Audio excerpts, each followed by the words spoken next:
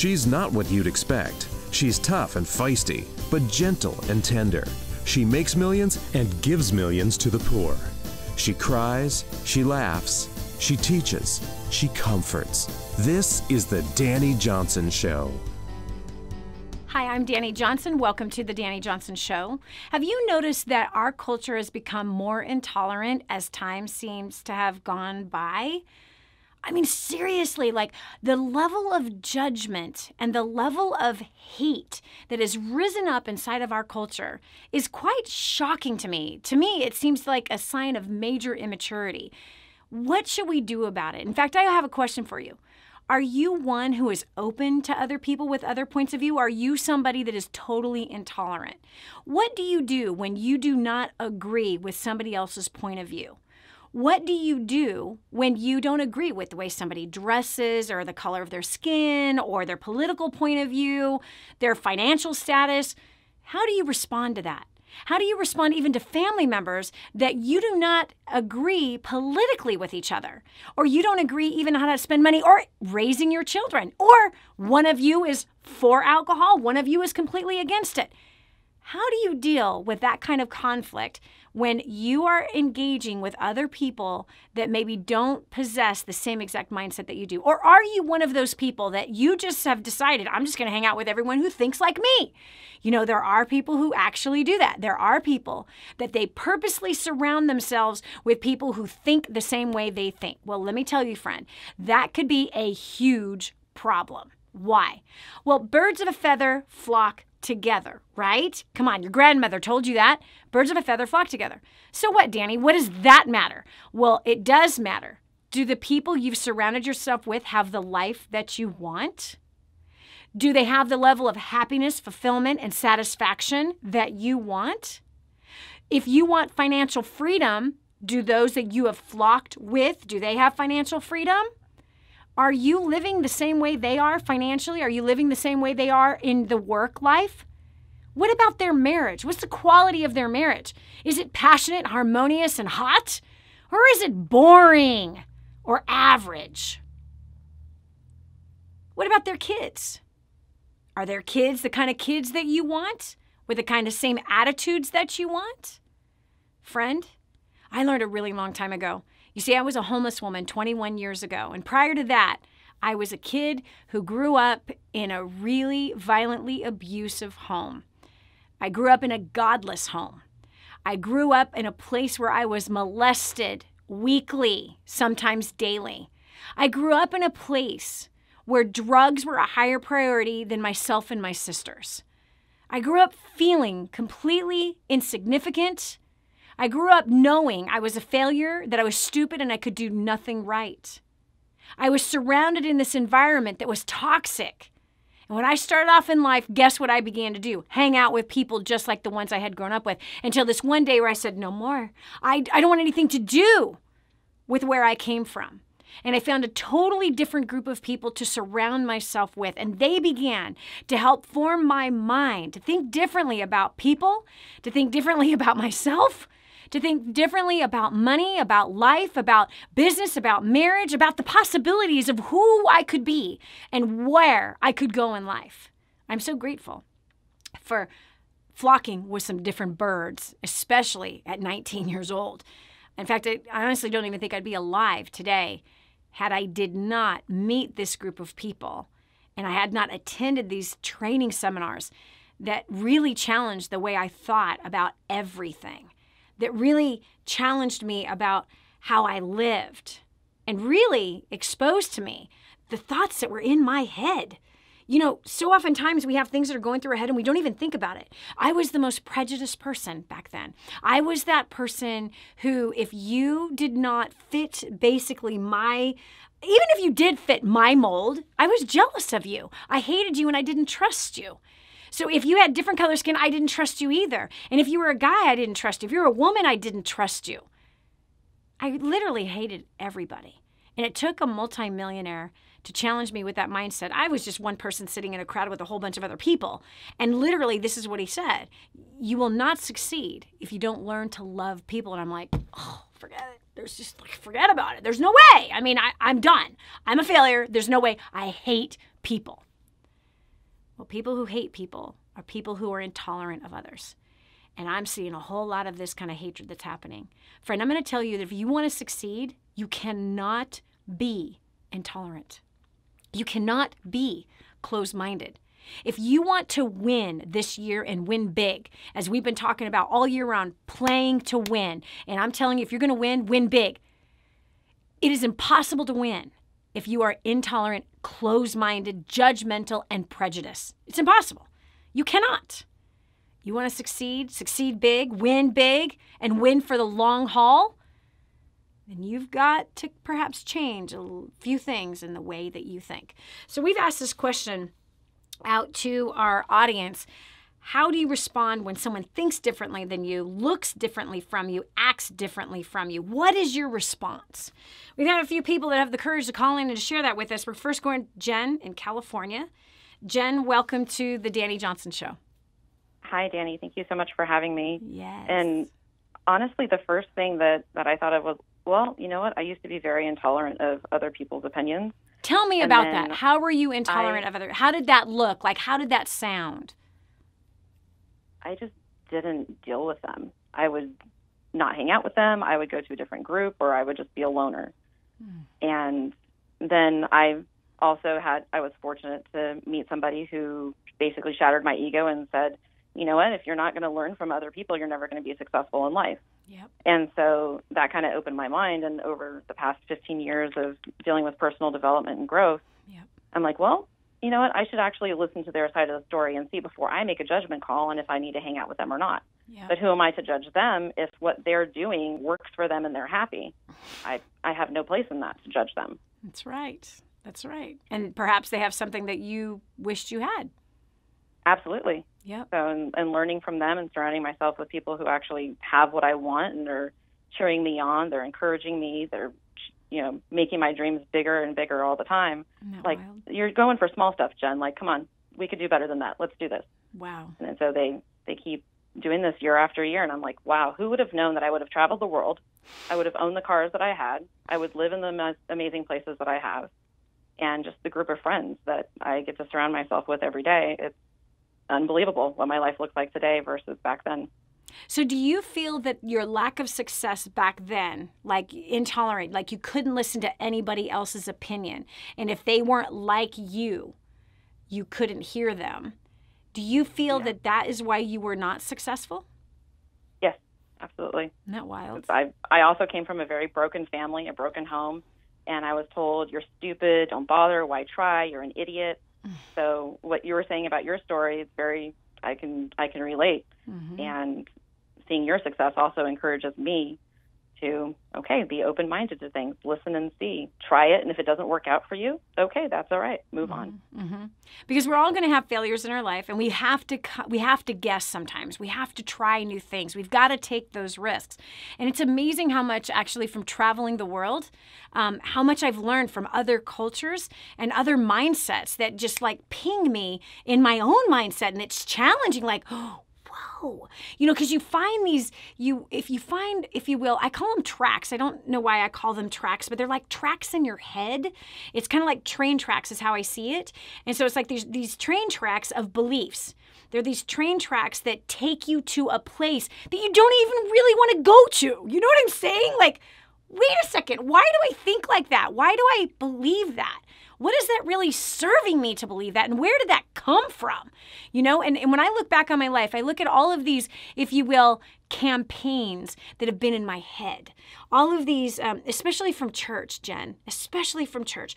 All these kind of church slogans and church campaigns and all these marketing campaigns that I got from my spiritual life that when I really like looked at them, I'm like, whoa, that doesn't even say that in the Bible. Like, wow, like where did that come from? That's a slogan. And I've built my life around this slogan that is not even true. So as I've traveled around the world and I meet people of all different types of faith, to be honest with you, and I see where they find happiness and where they find joy or how they live out their work life.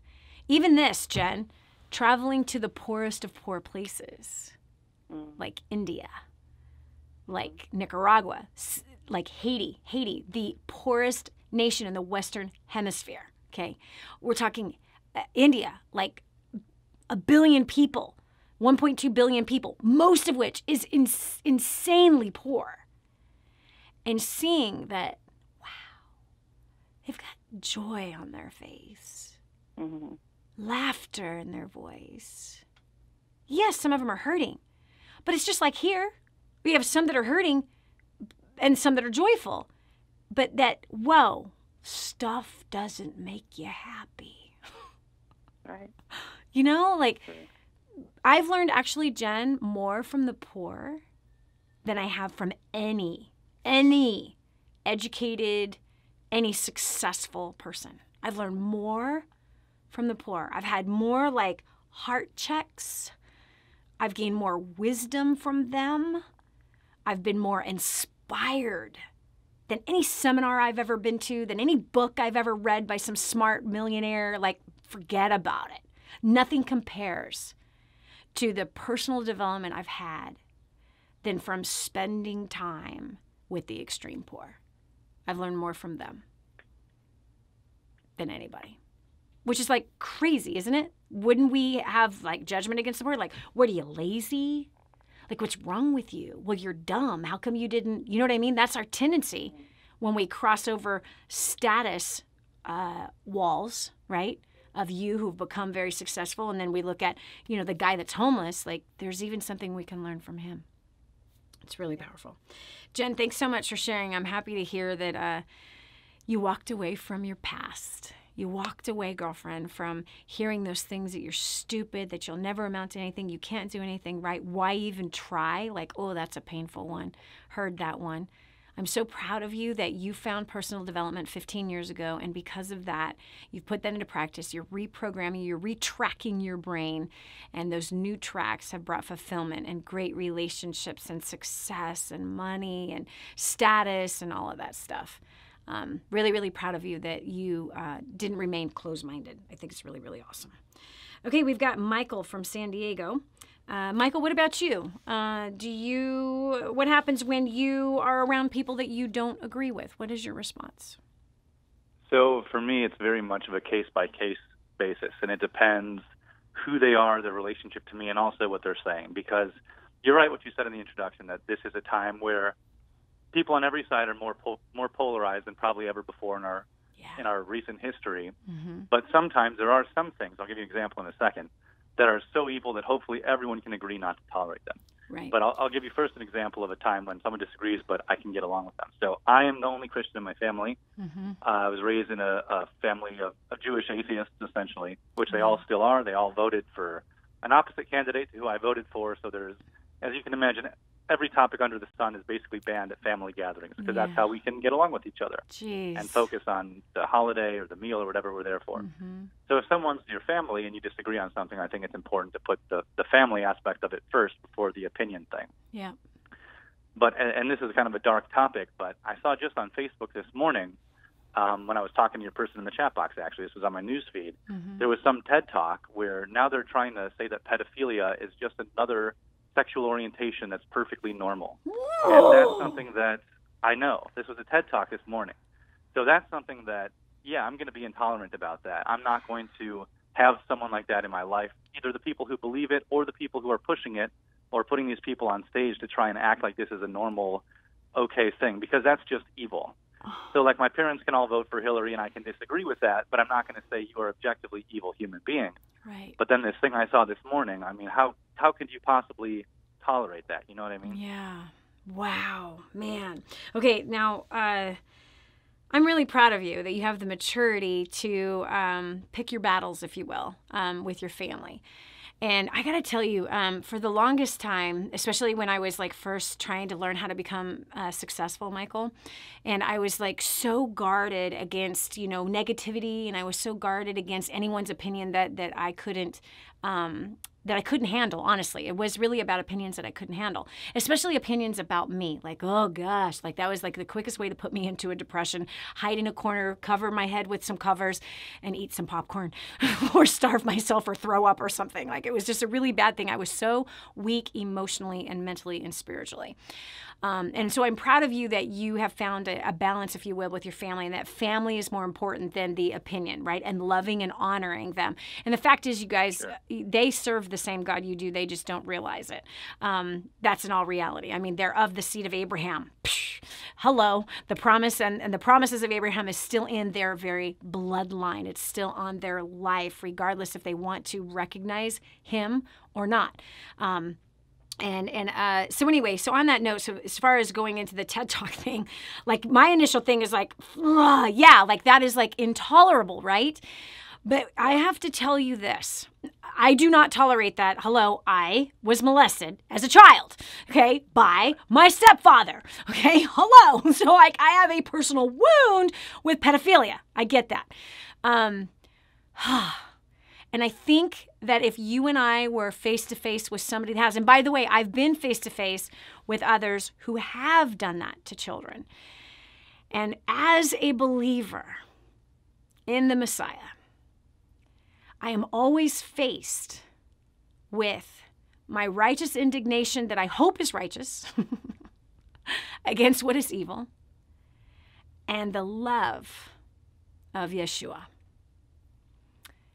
And that moment, of course, and in that moment, I am either going to be the religious bigot face to face with that person, and or I am going to love with the love of my Father in heaven and be gracious and compassionate and try in some way to extend mercy, not to tolerate the action, but mercy to the individual so I can gain understanding and perhaps have some kind of a footing of influence to say, you're loved. And the reason why you've gone in this direction is because you're confused. Well, I agree with you. In a one-on-one setting, if the person is, they can recognize their illness. And, of course, probably the hardest thing about our faith, for those of us that are trying to practice it, is that distinction between the sinner and the sin, right? To love the sinner but hate the sin. Exactly. But I still think that's different from trying to make it a cultural norm. No. When sin becomes a cultural norm or enshrined in law, that's something that I think we can be very righteously angry about. Absolutely. And I think what you're saying is important, that you have to separate that from the individual love that you show them. Yeah. But we still have to protect the kids. No question. No question. I'm 1,000% with you on that. And even on that note, it's like this. It's the time of Isaiah, right, where he said that this time was coming. And again, we see even with Yeshua, who said in this wicked generation that evil would be called good. And that's what's going on with what you're talking about, right? That pedophilia is a sexual preference, and it's being thrown in that entire disgusting thing. So here we have that evil is being called good, and that which is good is being called evil. And that's the times that we are living in. Clearly, the times that we're living in. So I'm really happy that you told me about this, because I have to make a choice from my heart perspective to see the lost person who is so confused, who is believing, and now their actions are being condoned, that even with the hurting of these children, listen, I suffered for, a long time, suffered because I was molested, suffered with all kinds of issues in my identity because I was molested. I think we need to do a show on it so we can now bring an answer to the other side, right? Let's have the victims who've been molested talk about pedophilia and how it hurt them. But also having compassion towards the one that is lost, and that God still even loves that one and wants to bring them into the fullness of healing and restoration and the fullness of them understanding their identity. We stand against children being harmed, and we hate this particular action, but we love and choose mercy over the one who has done it, but we stand firm that this is evil, it is not right, and it is not condoned, and it cannot be something that is accepted culturally here. And I think that's the big thing that believers, the big mistake that they've made in standing against something. They have judged ruthlessly and forgetting that there's a human behind the action, and what has driven that human to that action is very, very sad. My dad, the one that molested me, my cousin molested me, and some stranger molested me when I was 3. My dad was badly abused.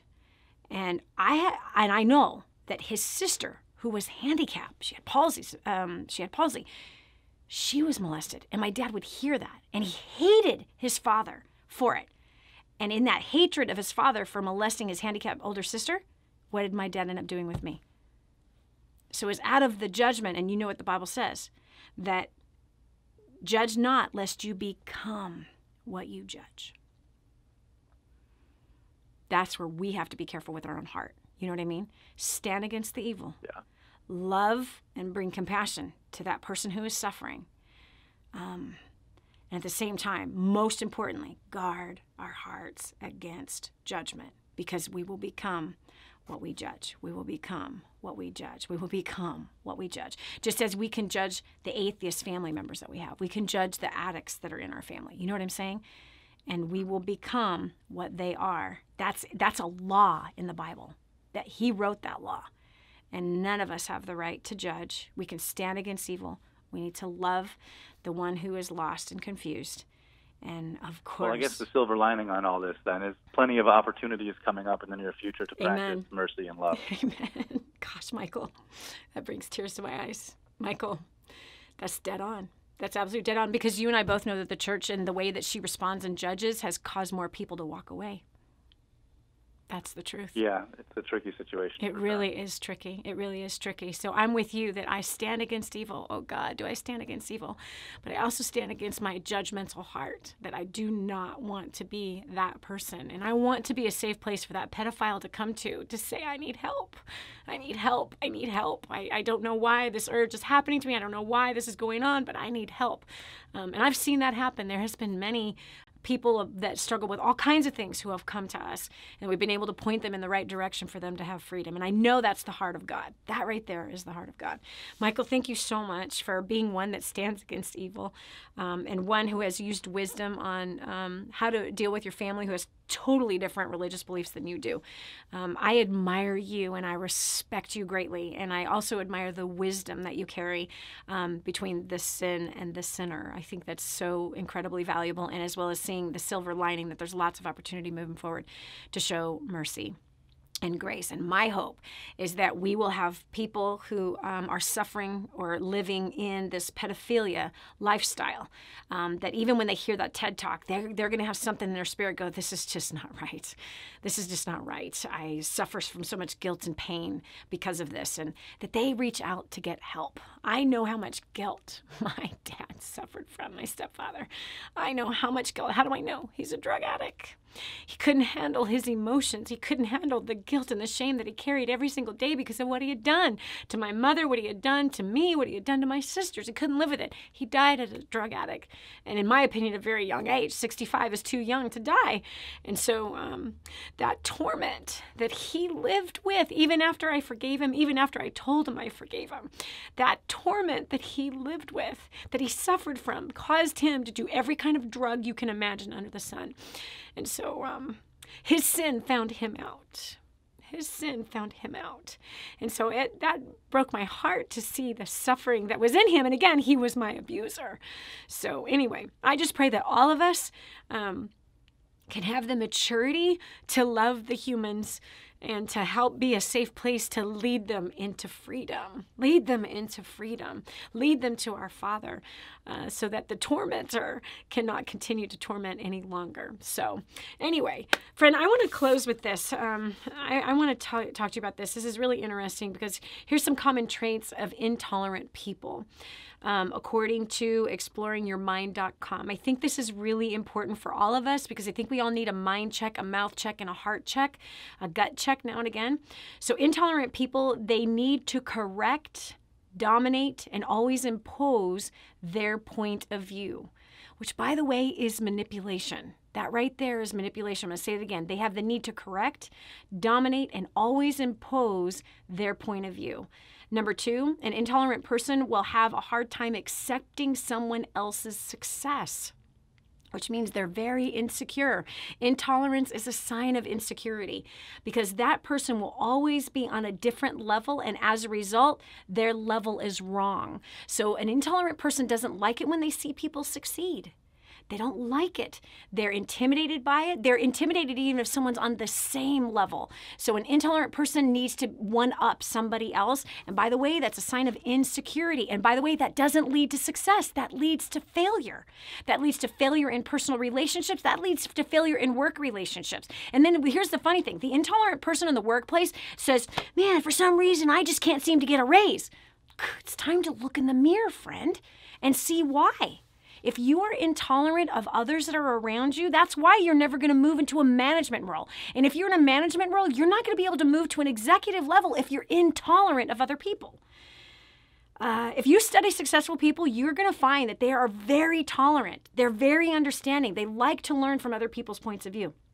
Number 3, they grab on tight to their routines, things they know well, and that give them security and peace. Otherwise, they get stressed or frustrated extremely easily when they're not stuck to their routine. Last, they don't listen, so they don't open up to others' circumstances. They don't open up to other people's positions, other people's ways of thinking. So the world is very black and white to intolerant people. If that is you, come on, friend, do a gut check, do a mind check, because that makes you someone that's closed off from others, which means you close off the hand of blessing from heaven on your life. That means you close off the hand of promotion from entering your life. And that means that you're going to be stuck, and ruts and being stuck suck. They suck. Have you ever felt like you're like connected to cement, that your feet are in cement and you want to move but you can't move? You got to look in the mirror. And if you're intolerant, you need to confess it. Because I'm going to tell you who's not intolerant. Our Father in heaven. Yes, he corrects sin, no question. But I'm telling you, he is gracious and compassionate. He's rich in mercy, and he's slow to anger. Where's the proof? Look at you. Look at your life. Look at mine. If I was God, I'd be dead. Okay, do you understand? Because I don't have the same kind of tolerance that he has. I don't have the level of mercy and grace and slow to anger. I wish I did, but I'm a little quick on some of those things, and that's not good. And working on that stuff on a daily basis, I'm so much better than I used to be. Oh my gosh. So friend, look in the mirror.